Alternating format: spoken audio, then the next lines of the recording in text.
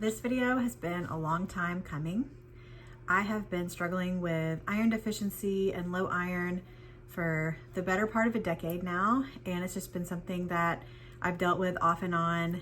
Haven't really known exactly the cause, and especially my ferritin levels are something that I struggled to raise in the past. I went so far as to have an iron infusion many years ago, which I had a really bad reaction to, was extremely dizzy, and it took me about a year to overcome all of the side effects from that. So I definitely didn't want to do any more iron infusions. They can be really harsh on the body. And so it's taken me years of trial and error to finally figure out what works for my body to finally get my ferritin up. So just the past 3 months, I have finally figured out a system that works for me. So I wanted to share it with you guys because I thought some of you guys might be in the same boat. So first of all, if you don't know, ferritin is the storage form of iron. So iron circulates through your body. It helps oxygenate your tissues, your brain. It helps with so many different things, hormones, neurotransmitters. Women especially, we really need iron, especially in childbearing years. So it's something that a lot of women overlook and their doctors overlook. And I recommend every woman get your ferritin checked once a year. And the ferritin is the number you really want to pay attention to. Get a full iron panel. But specifically the ferritin is what you want to look at to know if you're heading into deficiency or if you have enough storage of iron. And for me personally, I truly believe that low ferritin contributed to a lot of different symptoms, but also I believe it contributed to my postpartum issues that I had with depression and anxiety. This can be a factor among other things, but it also contributed to fatigue and breathlessness and some other not so fun symptoms. I will have an article linked in the comments, and it goes into all the details about iron deficiency symptoms, testing, how to know whether you have iron deficiency. So first of all, you want to make sure you really do have a true iron deficiency before you supplement, because iron is one of those tricky minerals that you don't want to supplement unless you know that you have a deficiency, because too much iron can be toxic. So we don't want to be supplementing iron unless we know that we actually need it. So that's the first thing you're going to do. Make sure you get that blood test and make sure you have an iron deficiency, which would be classed as anything with a ferritin under 30 especially, but for women, we definitely want to keep it 50 and above. Optimally is 70 to 100. That would be like your optimal amount of iron for ferritin. But minimum 50 is what we want to go after. So once you've got your blood test from the doctor and it shows you do need a boost of iron, it can be really challenging because iron is something that is very tricky to supplement. It's not so simple as just take an iron pill, you're good to go. If you've dealt with this, you know there can be a lot of side effects with oral iron. It can cause a lot of digestive issues, constipation. And a lot of times people have trouble with absorption of the iron, and it can take months and even years sometimes to raise it in any significant way. So there are a lot of tips and tricks that we need to know to really get the iron where it needs to be. And like I said, it's taken me about a decade to really figure out what works. So I'm going to share what worked for me. Obviously, I want you to talk to your doctor, your practitioner, to make sure before you start any supplement regimen to make sure that it's going to work for you. But I'm just sharing what worked for me specifically. I also wanted to make sure and state that I am not a doctor or a medical professional. So please run past any supplement regime that you're going to change up past your practitioner and make sure that it's right for you. So first off, you want to calculate how much iron you need to be taking specifically for you. And to do this, I recommend going to the Iron Protocol group on Facebook. There's a specific group, I'll have it linked in the comments. It's been really helpful. And it helps you calculate your dosage based on your weight and also your level of deficiency. So it tells you based on where your ferritin level is and where your weight is, exactly how much iron to take. And I found that really helpful. For me specifically, I felt like the dosage they recommended was a little bit on the higher end. So I stuck with a little bit of a lower dose and I was still able to raise my ferritin. By the way, I raised my ferritin from a 24 to a 39 within 3 months. So that's 5 points a month doing this method. And I think that's a pretty good rate. And at this rate, I'm going to be able to get it above 50 pretty soon. So let me share with you what I took And this is the supplements that really helped me. So there's also a difference between heme and non-heme iron. So heme iron is the animal-based form of iron, and it absorbs better by the body. It's not blocked by other minerals as much as non-heme. Non-heme iron is from plants, and it can be easily blocked by things like calcium and other minerals like things like dairy. It can block the absorption. So I definitely recommend taking the heme iron if you're able to tolerate it. And this is the best brand that I have found that works for me. It is called 3 Arrows Iron Repair Simply. And it is actually derived from beef spleen. Spleen is the organ that contains the most iron from animals. So this is from beef spleen, and it's concentrated. So it has 22 milligrams of iron per capsule. So for my specific dosage, I needed to take 3 of these a day to raise my levels. One of the biggest problems that I had was not supplementing enough iron. So in the past, I would take maybe 1 iron pill per day, and I would check my ferritin and it would be exactly the same as it was before. And I was like, what is going on? Why can't my iron go up?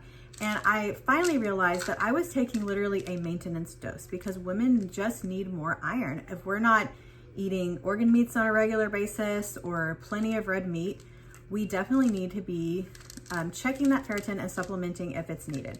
So the most simple thing for me was realizing I just wasn't taking enough iron. So for my body, I needed to take between 44 to 65 milligrams of heme iron per day. So that would be 2 to 3 of the iron repair supplement. I also would alternate it with this iron repair plus. And this one is really good because it's the same iron, the beef spleen, but it also has some added nutrients to help that iron to absorb. So it contains folate, B12 to help the iron absorb. And so what I would do is I would take 1 of these in the morning, and then I would take this in the afternoon, either 1 to 2 of these. And so that was what really helped me. I wanted to explain really quick how to calculate your iron dosage. And this is going to be different based on whether you use heme iron or non-heme iron. Remember, heme iron is the animal-based and the non-heme is plant-based or synthetic. So if you're using heme iron, you actually need to take less because it absorbs better. So what you're going to do for heme iron is you're going to multiply your weight in kilograms. So convert your weight to kilograms, and you're going to multiply it by 1.5. And you're going to write that number down. Then you're going to take your weight in kilograms and you're going to multiply it by 2, and you're going to write that number down. The first number you wrote down, the smaller number, is your minimum that you want to take of heme iron. The second number you wrote down is your maximum number. So anywhere between that range, numbers of milligrams per day of iron, is what you want to try to take to increase your ferritin. Now for non-heme iron, you're going to multiply your weight in kilograms times 2, write that number down, and then you're going to multiply your weight in kilograms times 5 and write that number down, and that's your minimum and maximum dosage for non-heme iron.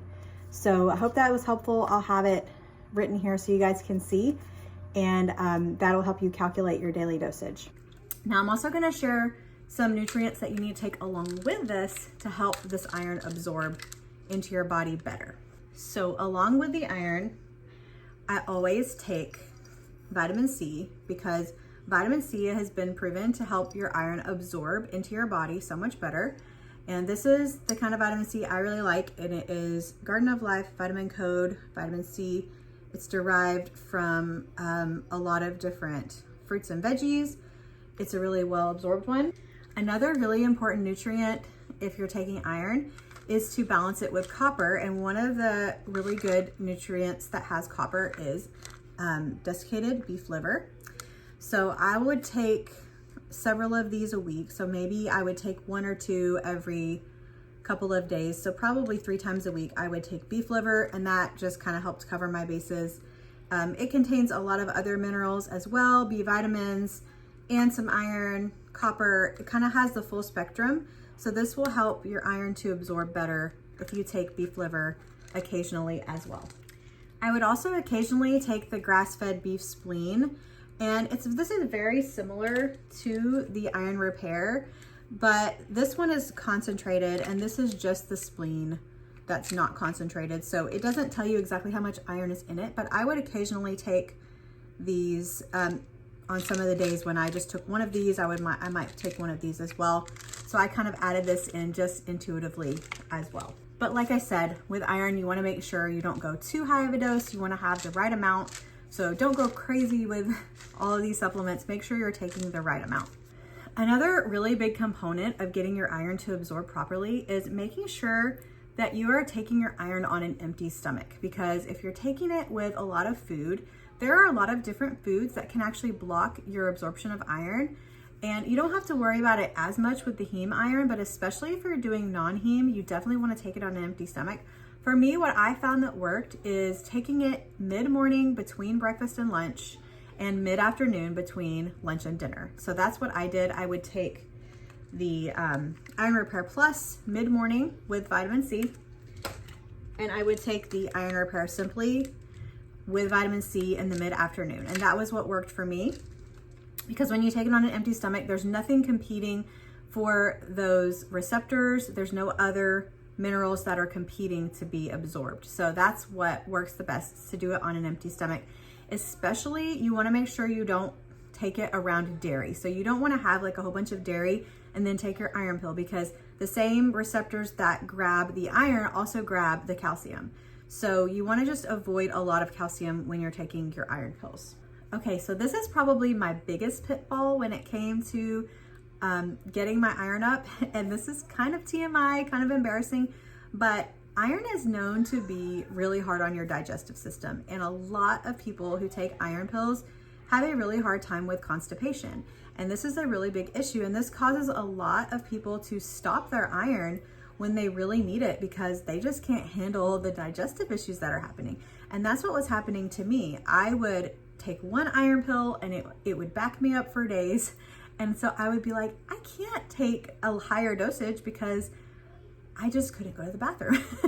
And so that was a really big problem that I had. So thankfully, in this Facebook group and some other research I did, I finally pieced together what finally helped me with my digestion so that I could take the proper dosage of iron that my body needed.